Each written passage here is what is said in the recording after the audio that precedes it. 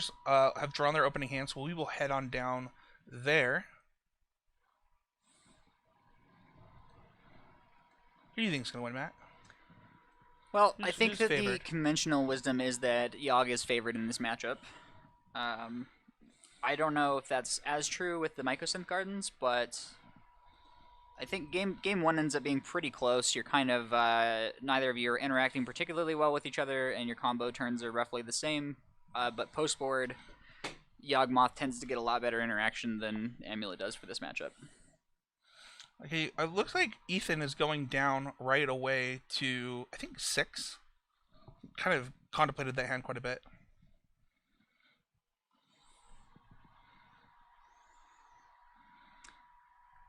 Yeah, Yawg isn't typically known for mulliganing a lot. Again, Amulet definitely is, but we'll see how this goes. Both these players started 1-0. We got another $1,000 in prizes today. Prizes going down to ninth place. You know, when in 5 rounds, once you hit that kind of that 2-0 spot, every round starts to basically become a win and in. So this is a pretty important round already. Yeah.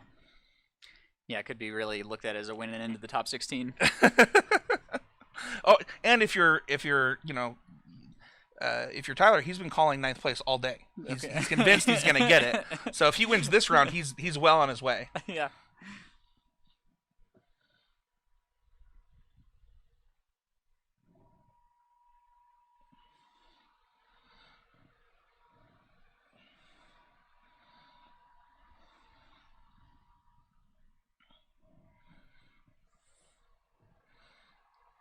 Is this a matchup that you and QJ have tested a lot of? I wouldn't say a ton of it. It's certainly been a while since I've played this matchup. Never with the Mycosynth Gardens. Again, I do think Mycosynth Gardens is an upgrade for Titan, but it's not so much of an upgrade that it's probably not justifying the surge in popularity that it has right now. Although I think that it's more balancing out the lack of Titan that we've seen in the past. Yeah, I honestly, and we have another mulligan here for Ethan. Honestly, I think that Titan is one of those decks that kind of ebbs and flows in the metagame in its positioning, and its popularity is possibly, going to make it drop dramatically in a few weeks.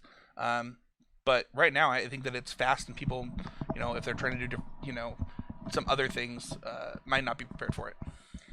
Yeah, that's fair. I don't know. My counterpoint would be that I don't think that Amulet is that poorly positioned ever. Like, there really isn't, like, true hard counters to the deck. That's true. All right, we have a start of Ignoble against an Explorer.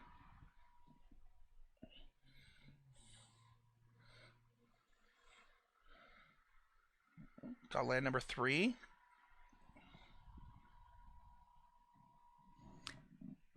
I guess Explorer is also one of the other contentious slots currently in Amulet. Like, it's not that clear that you want Explorers now with the explosiveness of Mycosynth Gardens. Right, Wall of Roots coming down. Tyler deploying his mana. More mana. Birds of Paradise.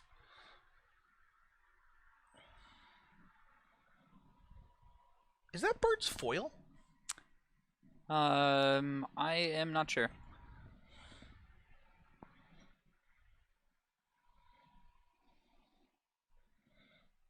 Another Birds of Paradise.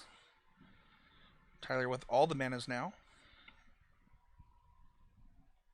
Yeah, it is pretty important to get the foundation of like your mana set up in Yawgmoth. So this is kind of the ideal start that he can have, assuming that he can find a Yawgmoth and maybe some Undying creatures.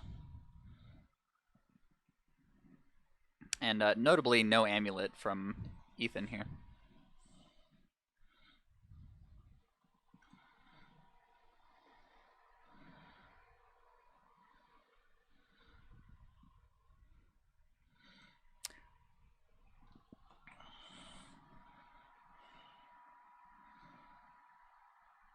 pass back. There, Ethan on so little resources, it is good to see him playing a game of Magic. Yeah, I mean, it looks like he might only have one card in hand, but if that card is Primeval Titan, we got a game.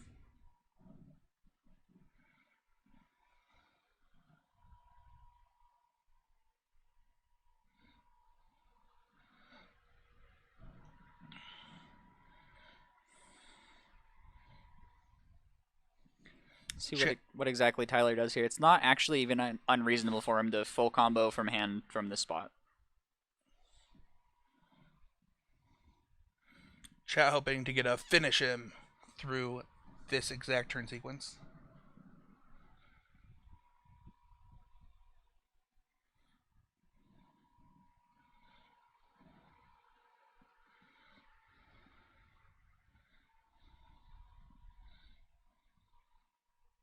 It's like this is likely a Yawgmoth.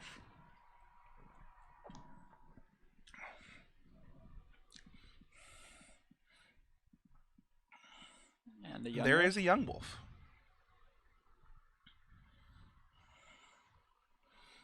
So one of the things that Tyler is known to do is get a dice out when he starts drawing cards. How many cards do you think Tyler can draw this turn? Well, on board he can draw 1, 2, 3, 4, 5, 6, 7. Without playing anything else to the board, I think it's 7. So the Twilight Mire will be able to filter the black mana. Oh, but looks like... Okay, yeah, so Hepatro does work with this combo to give him infinite snakes and also draw infinite cards. Well, not infinite, but equal to his life total.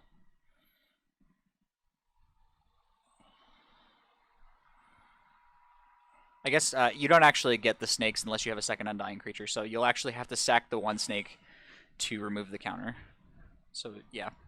Sacking a birds to remove the counter. Getting a snake.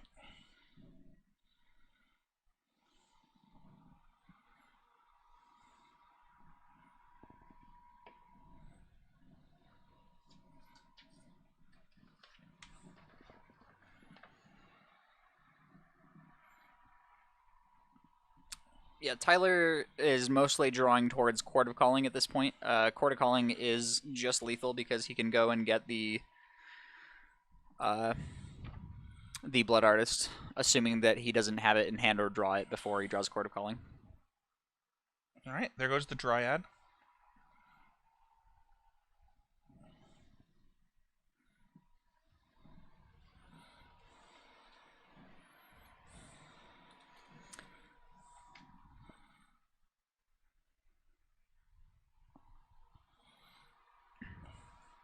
Ethan, being the nice guy he is just letting Tyler do this.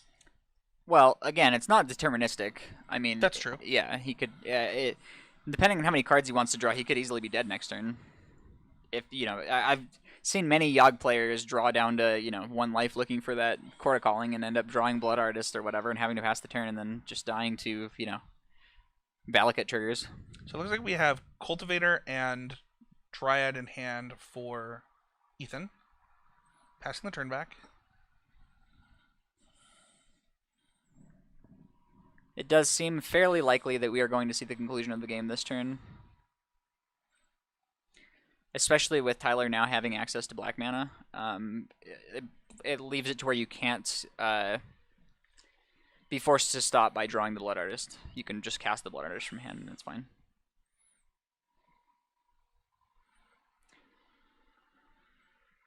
Likely Tyler will make some attacks first before drawing cards just to not have his creatures have summoning sickness unless he just has the Blood Artist right now. Okay, yeah, Eldritch Evolution, this will go get Blood Artist, and that should be the end of the game.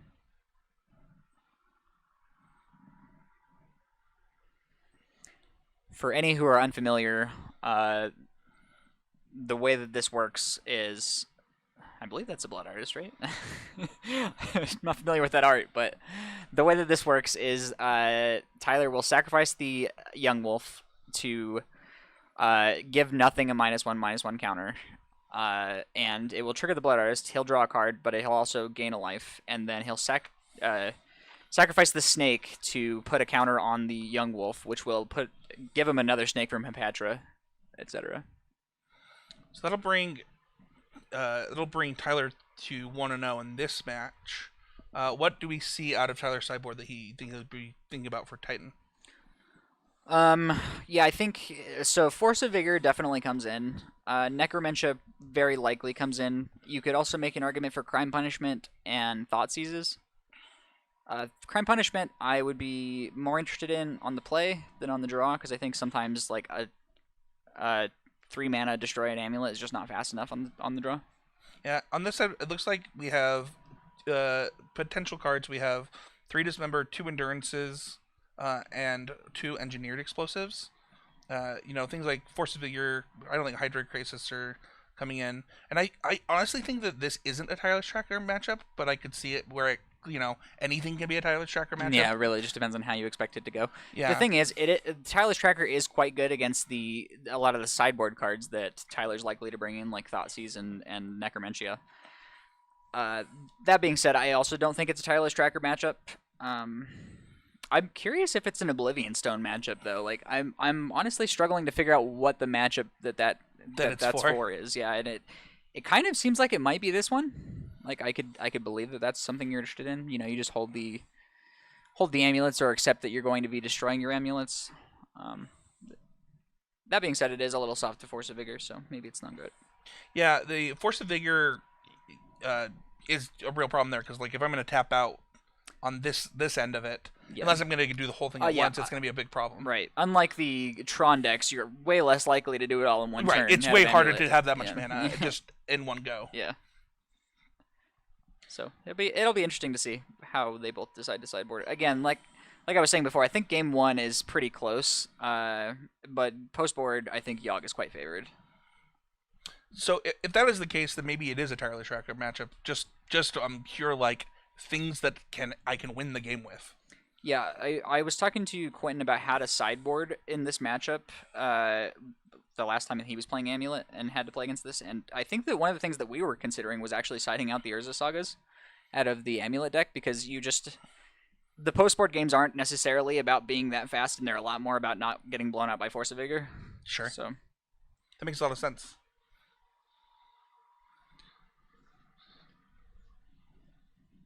All right. And additionally, the Construct plan is almost never a thing.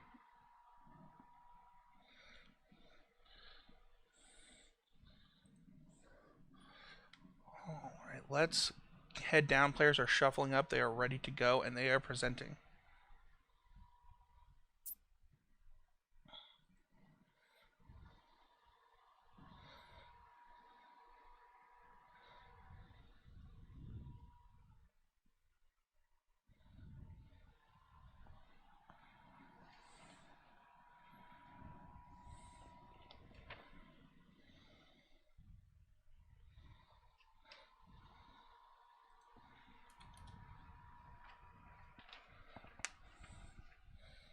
So we see an Amulet into the opener for Ethan there. Yeah, I think that also might be a Summoner's Pact. So it's like potentially an Amulet and a payoff spell. Tyler, after showing us his hand, is going down to 6.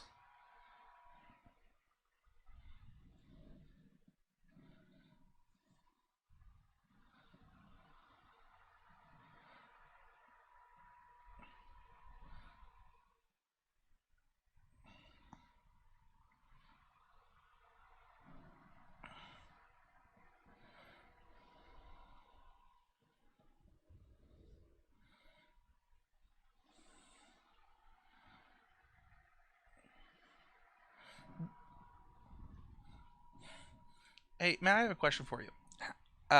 If presented with black bears one by one in a row, and you had a spear, how many could you kill before you died? So I heard this question yesterday when I was watching coverage, and my answer is still the same. I would kill 0 black bears. I think the first one takes me out easy. All right. We have a start here, a keep, and No Black Bear, but we do have an Amulet of Vigor, like we said we would, into what I think is a Thoughtseize coming. Oh no, Ignoble. Yeah, I think even if you are bringing in Thoughtseize in the matchup, especially on the draw, it's not even necessarily good to Thoughtseize on one. You'd much rather play out of Mana Dork. Yeah, one of the things that we talked about on constructive criticism when talking about the red-black deck in Pioneer is, and the advice that was given by Misplaced Ginger was people just Thoughtseize on one way too often. Yeah. Well, and in Pioneer, too, like, it's not even the important turn, right? Like, if you can Thoughtseize on 2, it's a lot better because you're taking out all those Fables and yep. you know, all the other heavy hitters on 3. Yeah, having a reason to Thoughtseize is far more important than having, just being the ability to cast it. Mm-hmm. At least it can be. I mean, obviously that's all things being equal, right? Like, generally speaking, you do want to spend your mana, right? Like, hypothetically, if Tyler had no Hierarch and did have a Thoughtseize, I would still rather cast Thoughtseize than nothing. So we see Tyler grabbing Forest. 3 mana available. Necromentia. Yep, that is one of the big sideboard cards here. Think you name something other than Titan? I would be very surprised.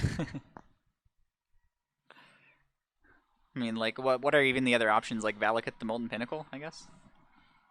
You could name, like, Summoner's Pact, or... Yeah, I mean... The packs get a lot less valuable, though, if there's no Titans in the deck. I don't know. You asked me a question, I answered it. It's just, I'm sure that this is going to name Primeval Titan.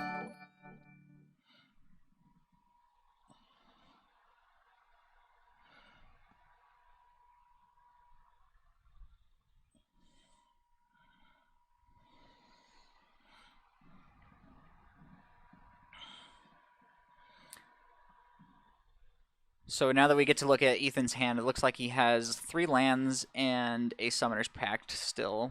By no means out of it, especially given that he probably still has Cultivator Colossus in the deck. So the Summoner's Pact has targets. There is some thought, honestly, citing in the Hydroid Crisis to play around a card like Necromentia as a target to get if you had a lot of mana but no lands in hand for Cultivator Colossus. That's going to do it for Tyler's turn, passing back to Ethan. Then turning that saga up to 2.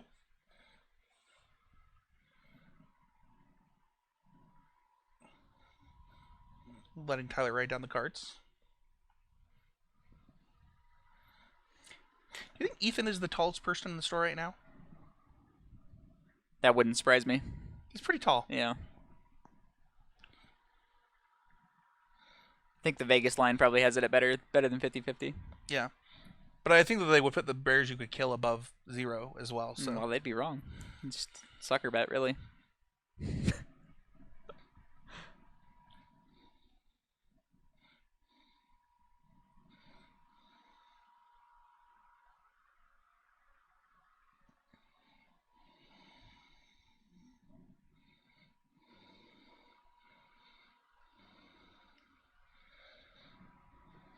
Looks like we have an Explore. There are gardens. 3 land drops available so far for Ethan. There's land drop 1. This could certainly get interesting. I don't know if that last land... I know he has a Boseiju and a Forest in hand. I can't tell what the other land is.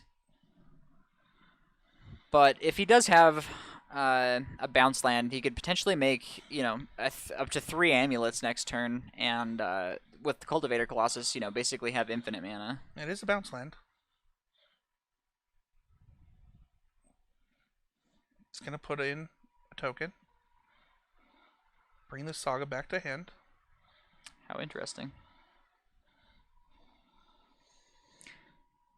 This makes me wonder if Ethan maybe sided out the Cultivator Colossus and doesn't really have good targets for the Summoner's Pact.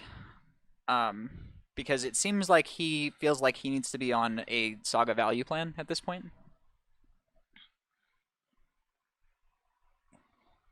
This is land number 2. Oh no, that is land number 3. 2 explorers. 2 explorers, yes.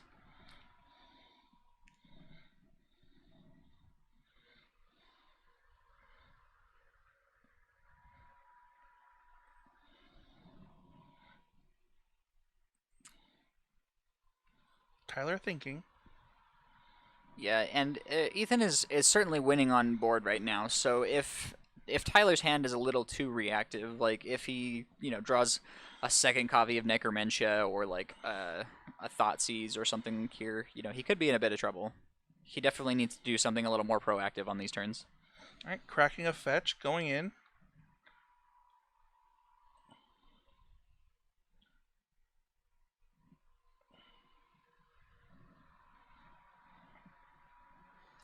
Unfortunately for Ethan, one of the reactive cards that he could actually draw is Force of Vigor, and that would still be pretty great here. Grabbing a forest.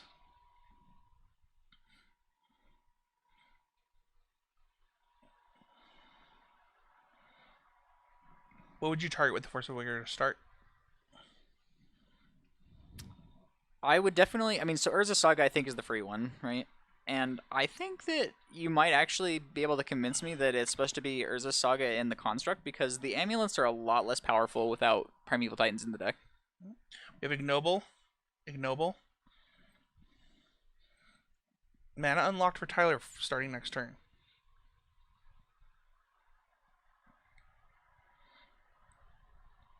Three at Ethan.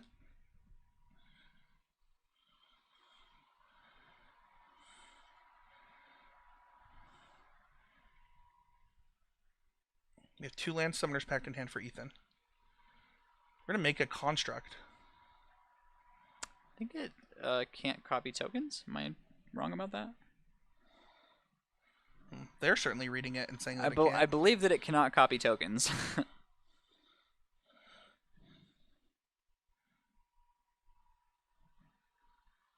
That being said, it would be a nice play if that were a line available to him. So I can respect the play.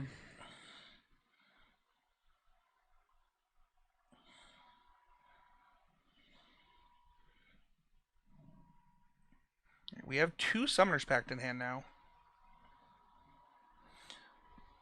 Which mana do we currently have available? It doesn't look like we have a bounce land. Okay. Yeah, without a bounce land, our mana is certainly limited. He has 6 in play right now and a Boseiju in hand. So not even enough for Cultivator Colossus, even if he had him in the deck.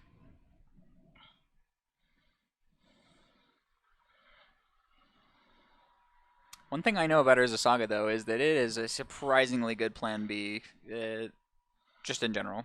So it is certainly possible for these constructs to just close out the game.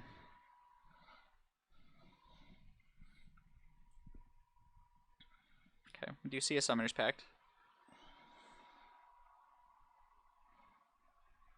Looks like he's got Dryad pulled to the front here. One of the cards in the sideboard for Tyler that I know that he's talked about is Crime Punishment, specifically for this exact situation. Just for the constructs? Yeah. Yeah.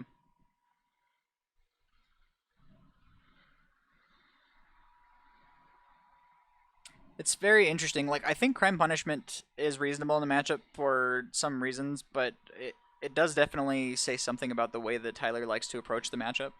Yeah, and just to be games. clear, chat, he did show us a hand with Crime Punishment, but it actually was mulliganed. Okay.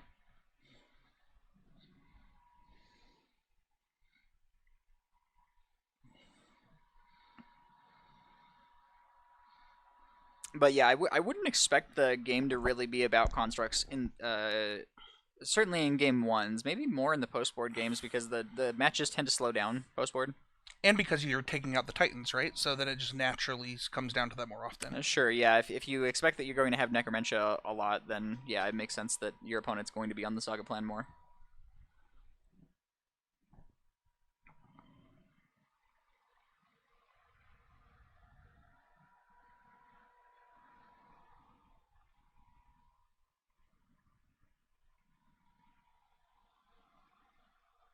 It does look like here that Tyler kept a hand really on the strength of Necromentia and maybe got a little bit flooded after that.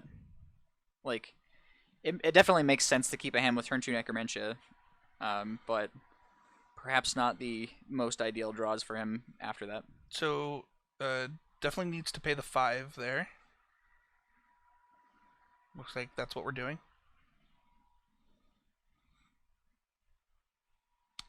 I think it's only 4 for Summon Pact, but also sure. that is how many he paid. So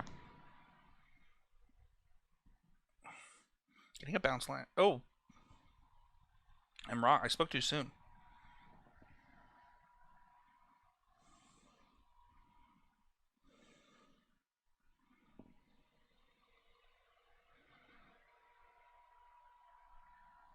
yeah, basically everything that's happened for the last several turns of this game lead me to believe that Ethan definitely did side out the Cultivator Colossus.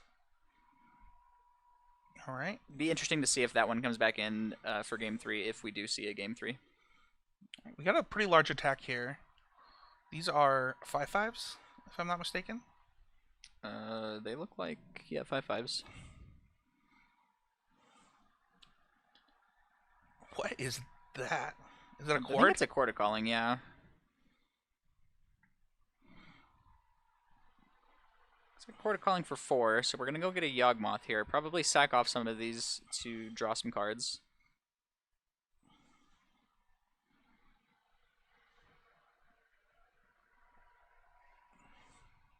Tyler's life total isn't so high, and it's one of the most important things against Yawg as well, is just like all the damage that you put to their life total ends up translating into cards in a way that it doesn't in other matchups.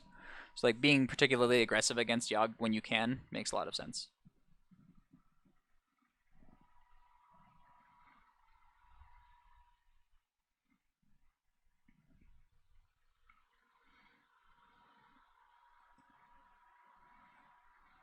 Right.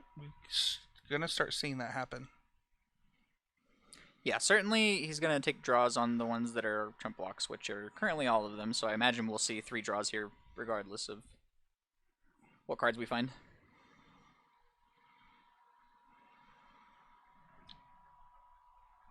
So this one actually would not be a chump block because of the counter, is that right?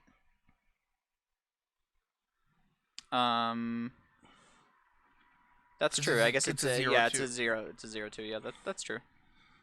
But we are gonna take down this way. Tyler's only gonna take 1 damage off of this. I assume that he did this in such a way where he's not taking any damage, right? Because it would have made more sense to shoot the Dryad that wasn't blocked. Yeah, that's fair.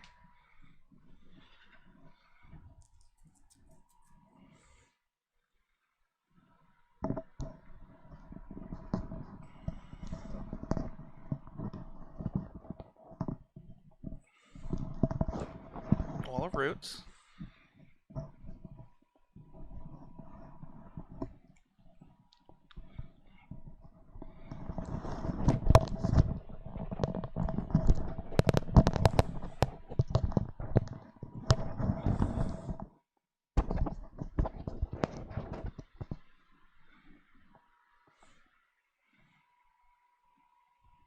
Grist.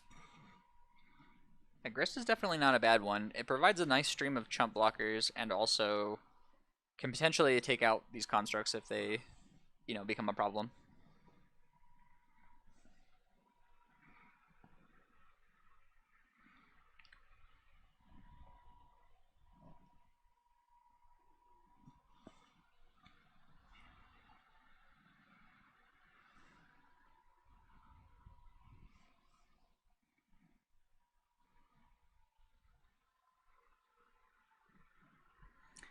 It's also worth remembering that Yawgmoth has a second ability that people often forget about, which is that he can pay 2 black and discard a card from his hand to proliferate. Yep. Which currently, can... so one of the things you can do with it is actually pop the Saga to make sure that there's 1 less construct that comes down. It also will add more -1/-1 counters to the Dryads and take the Grist up. So lots of good potential things there.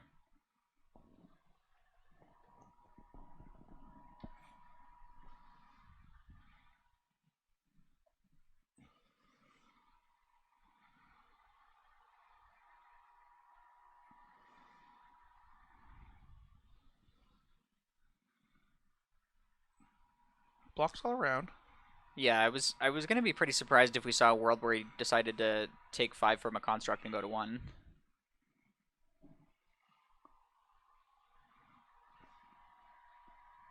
I guess you couldn't. It's. I mean, even on board, that's not really an option because of the. There's a saga. At that point, you'd have to start putting -1/-1 counters on the constructs just to stay alive.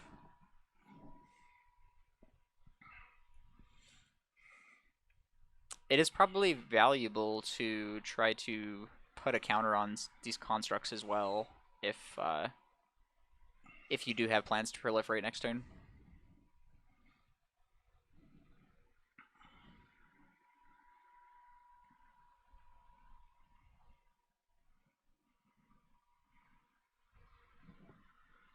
All right, gonna draw a card.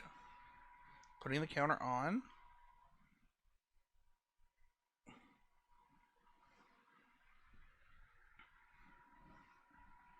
Dryad will now die in combat. Yes.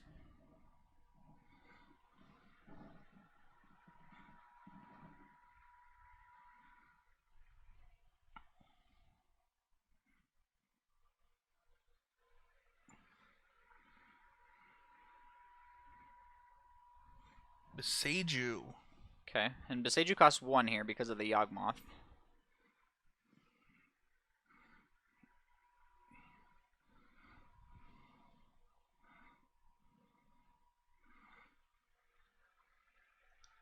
Did we choose not to make a construct in response, or is There, that, oh, there there, was a there is one. construct. Okay, yeah, gotcha.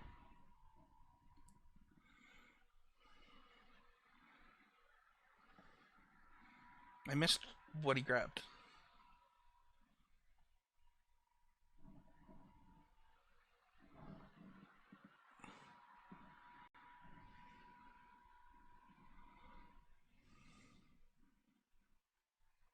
Oh, he grabbed that forest. I'm just blind. Yeah, I wasn't totally sure, so I didn't want to speculate on which one it was, but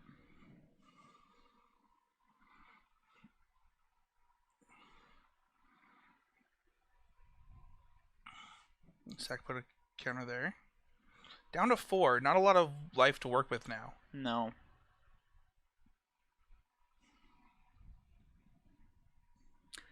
That being said, this honestly doesn't even look unmanageable even on board, because the Grist is going to give him a blocker. So he's got plenty of cards in hand. It's not unreasonable to think that he could just provide a stream of chump blockers until finding a way to win this game. The Nurturing Peat land looking like a pretty big cost right now, though. Another attacker in the form of Dryad. Yeah, the 2/4s are definitely looking more menacing now than they often do.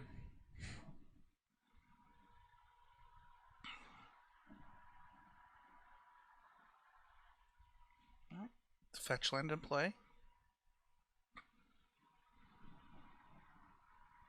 It's also worth noting that there are some interesting utility lands in a spot like this. Well, for one, obviously, like, Valakut's at some point could end up being the difference, but, like, even if he draws a Slayer Stronghold or a Sunhome, it can definitely swing the combat.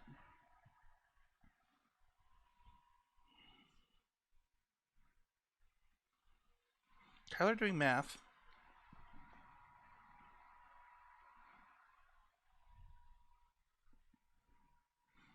Geist.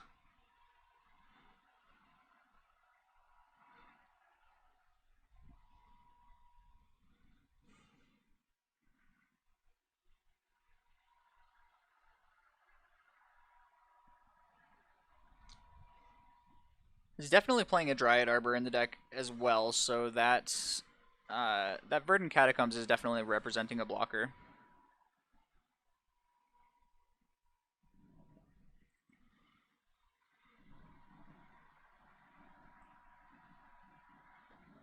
What is Tyler's way to win the game other than comboing out at this point?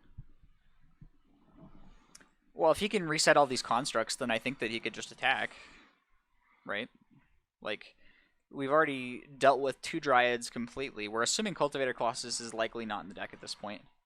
I think that there are at least 2 sagas already dealt with as well in the graveyard. So basically, if you manage to kill these 3 constructs, then you're really only facing a 2/4. Okay. So something like Force of Vigor is a pretty big get. Yeah, Force of Vigor, Crime Punishment, anything like that that can just reset these constructs would probably lead to Tyler being able to win the game with just regular attacks.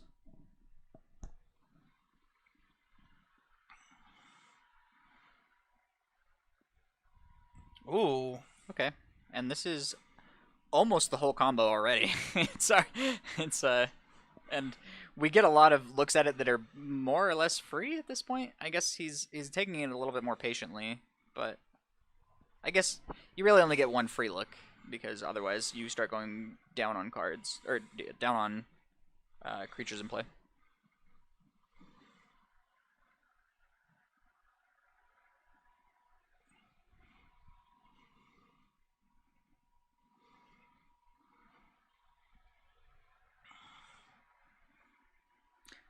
Constructs are currently 2/6/6s and 1/5/5.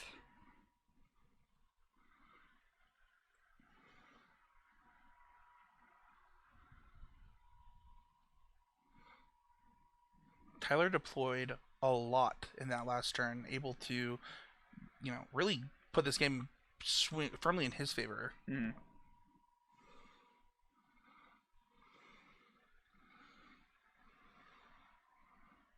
Yeah, if I'm being honest, I didn't feel like there was any point in this game where Tyler wasn't favored, uh, since the Yawg has been in play.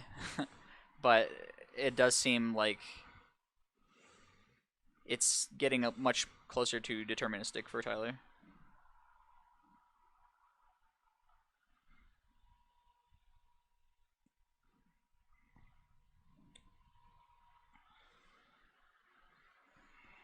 But you have to keep in mind too that it's not even just about drawing the combo here. Like he just needs to draw a stream of chump blockers. As long as he can keep this Blood Artist and the Yawgmoth alive,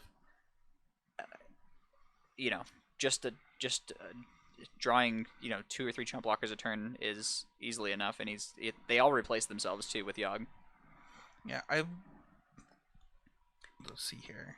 He is not going to be able to tap that Nurturing Peatland freely though from here, because if you're at 1 life, this whole thing doesn't work. That counter on the Strangle Root is +1/+1 counter. Yes.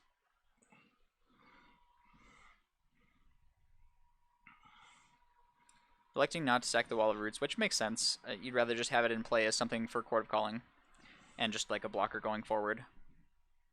All right, we're Summoner's Pacting again.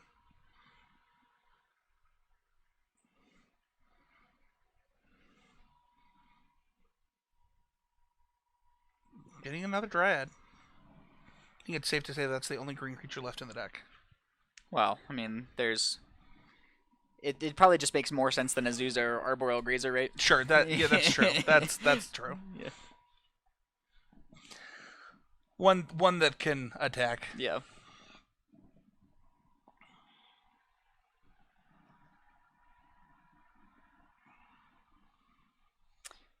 Yeah, I would say Ethan's biggest outs here are probably somehow he gets Valakut triggers happening. So you have Dryads still in play that enough of them to where he can't just Yawg them down in response to Valakuts, and then you like run some Explorers into bounce lands and Valakuts. It's hard to imagine, and also all this is predicated on him not having another Undying creature, which he currently does. Tyler explaining how the combo works and presenting lethal. All right, so Tyler will take this one 2-0 over Ethan.